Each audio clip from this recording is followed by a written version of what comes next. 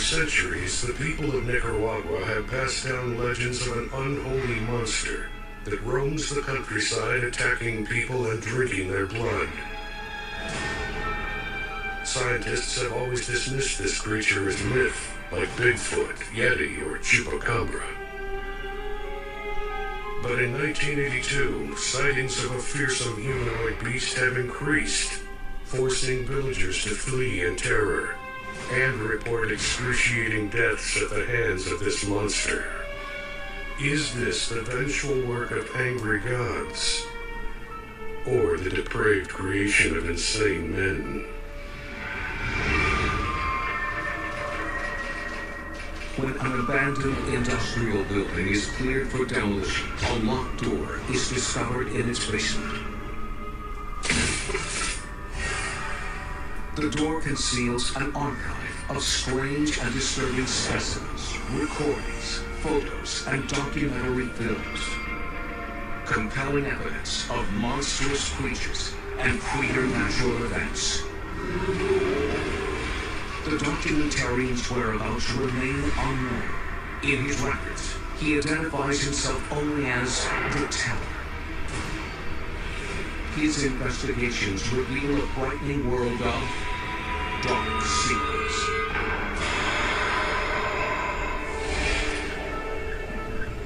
I'm often sent photographs claiming to be proof of cryptozoological creatures.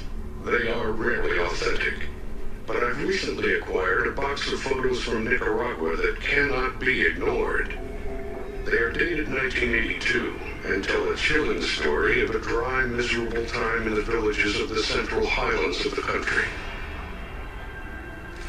The government is rationing water and crops are failing. Poverty and suffering are rampant as the war between the communist Sandinistas and the U.S.-backed Contras rages on. I have found that often during such periods of strife, unnatural evils break out of the shadows. In the wee hours of May 17th, a dozen ragged silhouettes shamble into Matagalpa City. They are refugees from a campesino village, farmers who scratch a living from the hillsides. Father Adolfo Quadro, a priest at a local seminary, is the one who takes them in.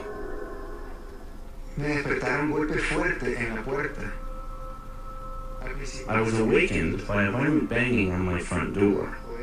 At first, I thought it was the Sandinistas, but the urgent voices outside included those of women. They were in a terrible state, exhausted and delirious.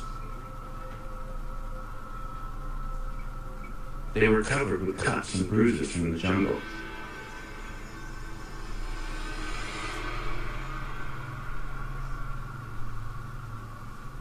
They had traveled many miles across rugged terrain with no food or water.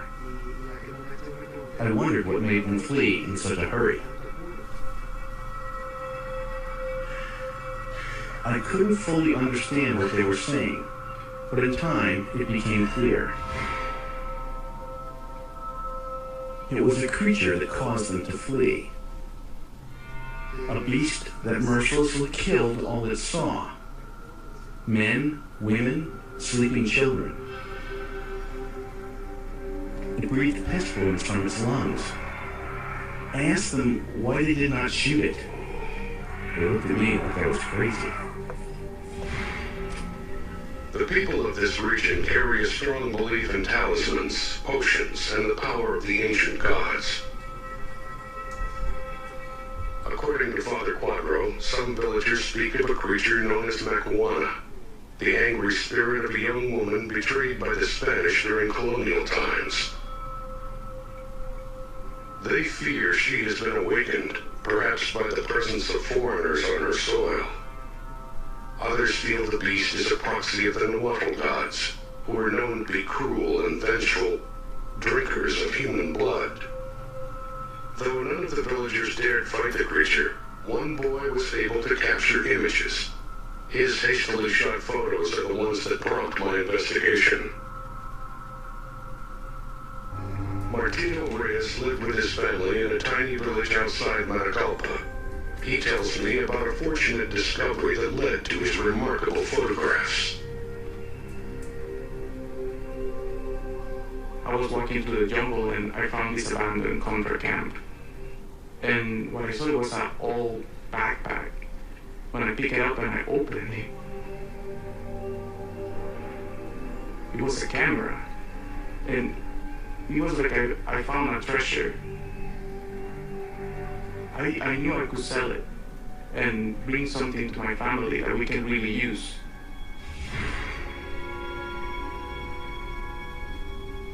On the day of the attack, the first thing the villagers notice is a tortured howling in the distance. The terrifying sound approaches slowly.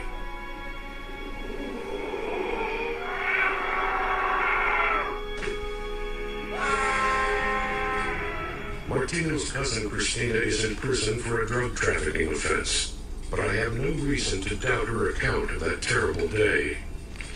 The mountains are full of the sounds of wildlife, but this was something unusual. It caused our chickens and goats to stir restlessly. People began to wake and come out. It was too far away for my family to see, but when it came close, people began to scream. When the shouting begins, Martino's father yells for him to gather his brothers and sisters.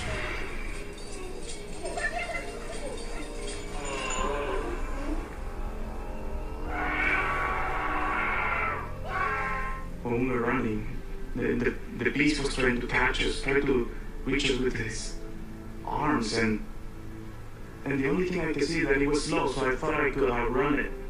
So what I did is I grabbed the camera and I snapped it. And then with the flash, it seemed like to get frozen. And then my dad just grabbed me from the collar and we started running again. I did look back once, but the only thing that I could see is that it fell. But it lived again with the spirit within it.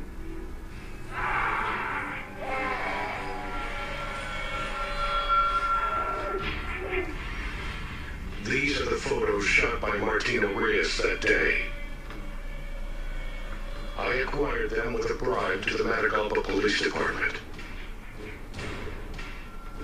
They show a zombie-like humanoid figure with tribal Nahuatl markings. Its bulging eyes are locked open in an icy stare, and its jaws unhinged. It's little wonder the villagers ran.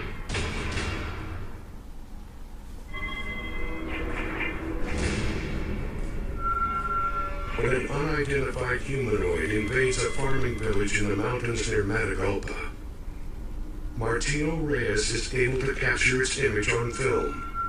His family and neighbors flee, while the monster rampages through town. I can't dismiss these reports as simply legend or superstition. People at the north end of town began moving down the road towards us and then past us in the direction of the German plantation. That's when we first saw the beast for ourselves. It was following close behind them. I thought immediately of the snake spirits that inhabit our mountains and ponds. This creature carried that kind of spirit. Like the snake, its eyes were round and unblinking, and its jaw was locked open like a feeding python. His body jerked violently, as if he had some kind of fit, a struggle within. Like the spirit that lived within him was not used to walking on two legs. Christina witnesses a young mother stepping out of her hut with her 10-month-old child in her arms. The beast was right there in front of her. It bellowed out a cloud of death upon her, and she instantly fell to the ground.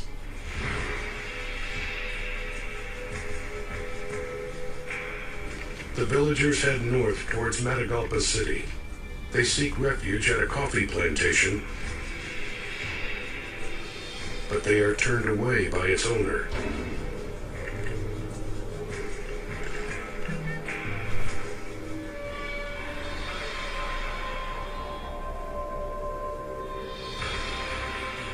The plantation owner fears the villagers are rebels or bandits, not to mention that many in the group are showing signs of contagious disease.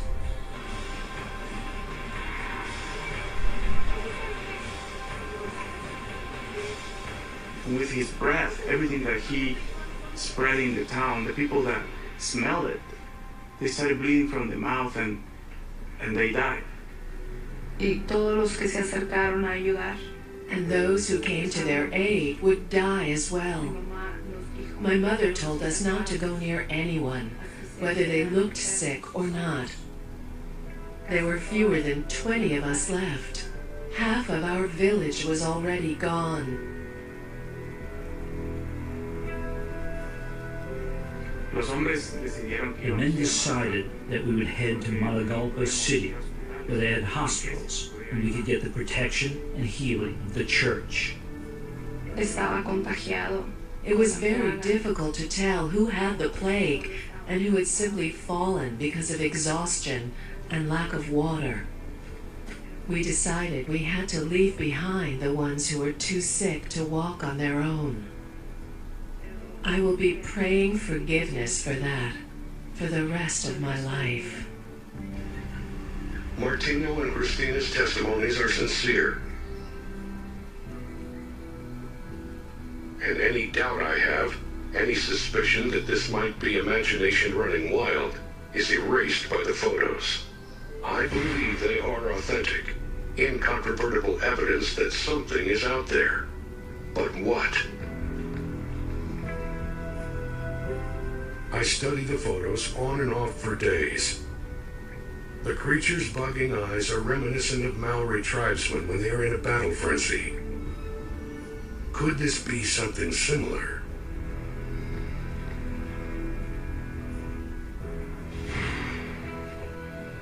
Although the creature's appearance is haunting, its size and anatomy seem unremarkable.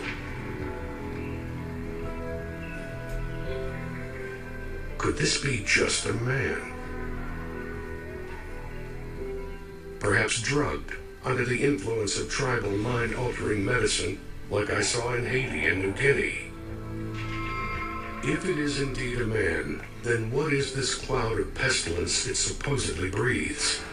Is it the spirit of the snake? Nothing in the photos show the cloud, but the kid is right on the money with everything else he describes.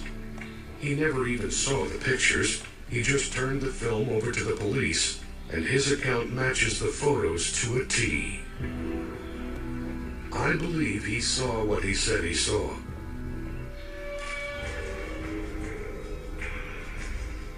My careful examination of the pictures finally pays dividends. In the photos, there are thin strands near the creature's head that are not part of the background. They are attached. They look like electrical wires.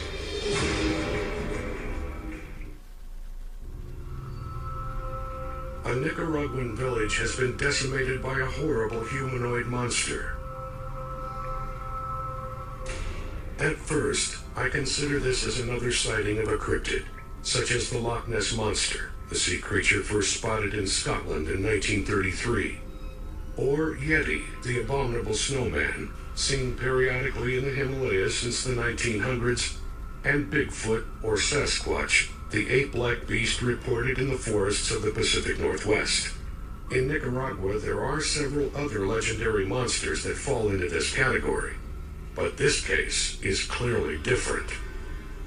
I have the photos authenticated by an associate in Interpol's Counterfeit Deterrence Group. There are 3 classifications in photo authentication. Vintage means they were printed from the original negative at or near the time that the photos were taken. Original indicates they were printed at some point from the original negative. And contemporary means they were copied by a photographic process from the original. Martino's photos are definitely vintage, shot and printed in 1982. The grainy photos of the creature show wires embedded in its head, and there may be implants in other parts of its body. If this thing is electronically controlled or commanded, I know it must be the work of either the KGB who backed the Sandinistas or the CIA who backed the Contras. I managed to track down a former Soviet agent, Jan Gorska, who agrees to be interviewed. He flatly denies any involvement. At the time I was working for SB, that's like a Polish KGB, Polish Secret Service, and I was deployed internationally as an expert in psychological warfare and unconventional weapons. When I heard a rumor about the monster, I knew immediately that's probably the Americans, and they're on a tiny budget like in Nicaragua, so in a situation like this you need to be creative.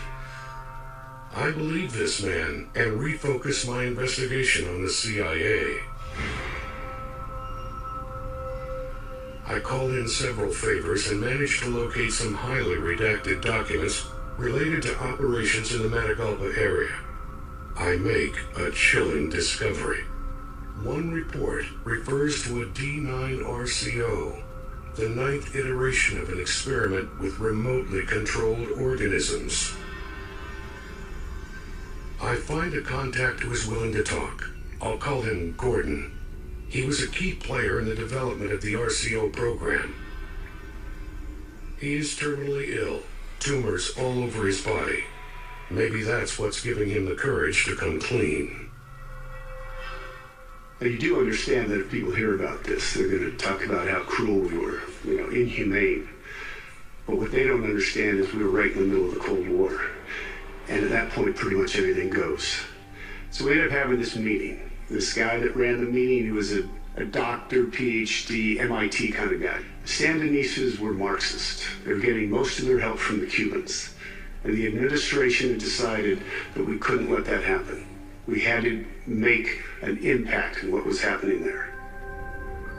The violent acts of the ancient gods of Nicaragua cannot match the war crimes being perpetrated in the conflict between the Contras and the Sandinistas. Rape, castration, decapitation. So there is no need, Gordon says, to waste time being polite with their proposals. This guy that ran the meeting, Kelvin Martin, he pulls out this chart of the nervous system of the human body. And he explains to us how implanting electrodes on specific nerves within the body would allow us remotely to control this person, what they did, where they went. For decades, a technique called functional electrical stimulation, or FES, has used electrical current to activate nerves and muscles to help restore function to victims of spinal cord injury, stroke, or other disorders. Scientists have also trained rats to respond to electrical signals from a distant computer command center, enabling a human operator to remotely guide the rats through an obstacle course. The goal of these experiments has been to use remote-controlled animals to take the place of humans in performing dangerous jobs, such as finding survivors in collapsed buildings or clearing landmines. The CIA version has a different objective.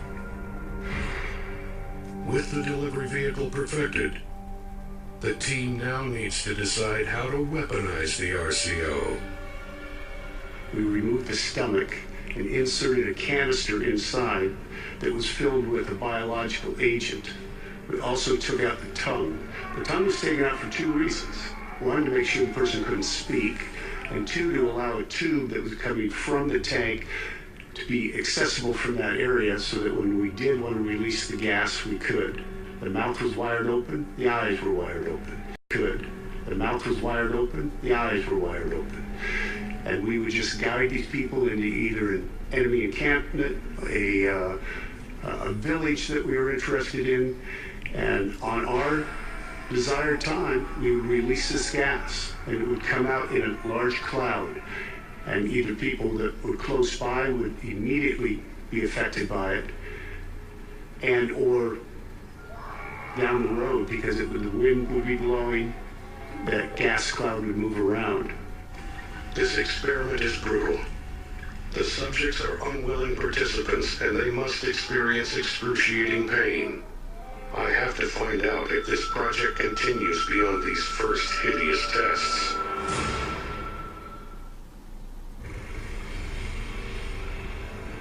The monster of Matagalpa is not a demon or zombie.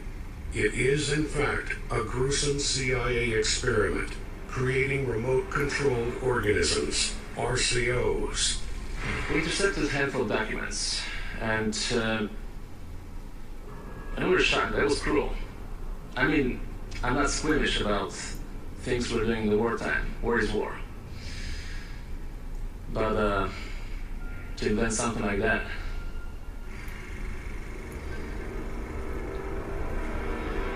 The RCO, once implanted with its weapons, will be intravenously pumped full of fluids and nutrients. An unfortunate last meal. Then it will be walked into an enemy area where it will constantly seek people out, all the while blasting clouds of powdered botulism from its mouth at even intervals. When the powder reservoir is empty, the RCO will be destroyed.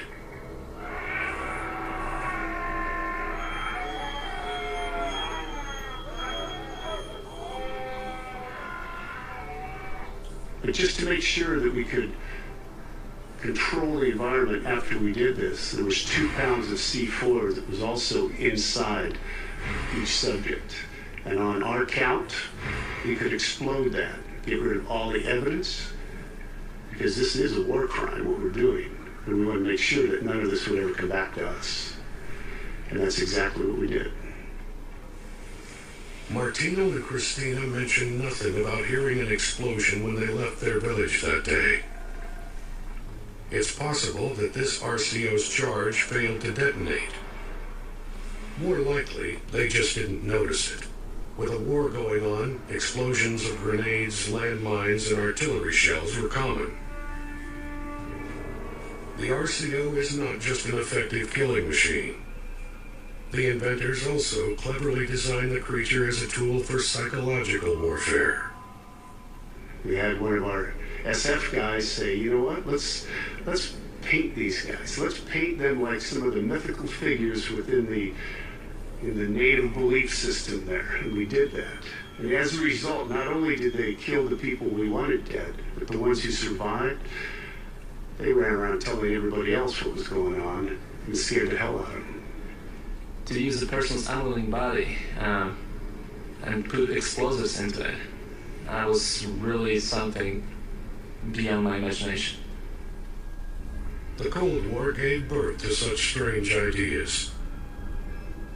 In the 60s, we had a plan to assassinate Castro with an exploding cigar.